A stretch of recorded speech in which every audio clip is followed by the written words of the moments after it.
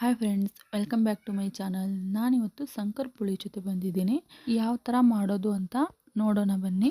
Video skip ಮಾಡದೆ ಕೊನೆವರೆಗೂ ನೋಡಿ. ನಾನು ಈಗ ಒಂದು ಲೋಟ ಸಕ್ಕರೆನ ತೊಗೊಂಡಿದ್ದೀನಿ. ಸಕ್ಕರೆ ತೊಗೊಂಡು ಒಂದು ಪಾತ್ರೆಯಲ್ಲಿ ಹಾಕ್ಕೊಳ್ಳಿ. ಅದೇ ಲೋಟದಿಂದ ಮುಕ್ಕಾಲು ಲೋಟ ನೀರನ್ನು ಸೇರಿಸ್ಕೊಳ್ಳೋಣ. ನೀರು ಸೇರಿಸ್ಕೊಂಡ್ಮೇಲೆ ಒಂದು 3 ಏಲಕ್ಕಿನ ಹಾಕ್ಕೊಂಡು ಕುದಿಯೋಕ್ಕಿಡೋಣ. ನಾನೀಗ ಅದೇ ಲೋಟದಿಂದ 4 ಲೋಟ ಮೈದಾನ ತೊಗೊಂಡಿದ್ದೀನಿ.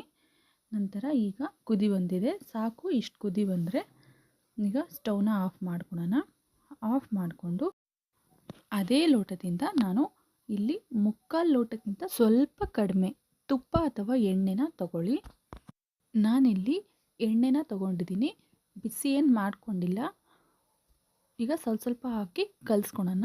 ಕಲಿಸ್ಕೊಳ್ತಾ ನೋಡಿ, ಈ ಥರ ಹಿಟ್ಟು ಮೃದುವಾಗಿ ಬರುತ್ತೆ. ನಂತರ ಇದನ್ನು ಕೊಡೋಣ. ಸೋದಿಸ್ಕೊಂಡಾದ್ಮೇಲೆ ಸ್ವಲ್ಪನೇ ಹಾಕ್ಕೊಂಡು ಎಷ್ಟು ಬೇಕೋ ಅಷ್ಟು ನೋಡ್ಕೊತ ಮಿಕ್ಸ್ ಮಾಡ್ಕೊಳ್ಳೋಣ. ಮಿಕ್ಸ್ ಆದಮೇಲೆ ಫೈನಲಾಗಿ ಈ ಥರ ಹಿಟ್ಟು ಬರುತ್ತೆ.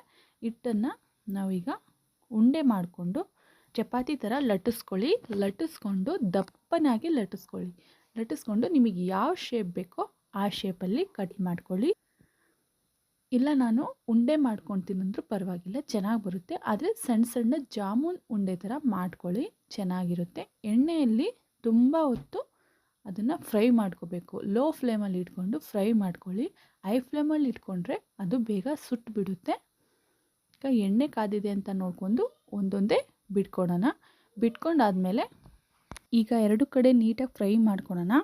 ಫ್ರೈ ಆದಮೇಲೆ ನಾನು ಈಗ ಸರ್ವ್ ಮಾಡ್ಕೊತಿದ್ದೀನಿ. ನೋಡಿ ಯಾವ ಥರ ಬಂದಿದೆ ಅಂತ. ತುಂಬ ಚೆನ್ನಾಗಿ ಬರುತ್ತೆ. ನೀವೊಂದು ಸಲ ಮನೇಲಿ ಟ್ರೈ ಮಾಡಿ, ತುಂಬಾ ಕ್ರಿಸ್ಪಿಯಾಗಿರುತ್ತೆ. ನೋಡಿ ಯಾವ ಥರ ಬಂದಿದೆ ಅಂತ ವಿಡಿಯೋದಲ್ಲಿ ಕಾಣ್ತಿದೆ ಅಲ್ವಾ. ಮಕ್ಕಳಿಗೆ, ದೊಡ್ಡವರಿಗೆ ಎಲ್ಲರಿಗೂ ಇಷ್ಟ ಆಗುತ್ತೆ. ಎಲ್ಲರೂ ಇಷ್ಟಪಟ್ಟು ತಿಂತಾರೆ. ಮತ್ತು ಎಲ್ಲಾದರೂ ಟೂರ್ ಹೋಗುವಾಗೂ ಮಾಡ್ಕೊಂಡೋಗಿ ತುಂಬಾ ಚೆನ್ನಾಗಿರುತ್ತೆ. ವಿಡಿಯೋ ಇಷ್ಟ ಆದರೆ ಲೈಕ್ ಮಾಡಿ, ಕಮೆಂಟ್ ಮಾಡಿ. ಮತ್ತೊಂದು ರೆಸಿಪಿ ಜೊತೆ ಮತ್ತೆ ಸಿಗೋಣ. Thank you for watching.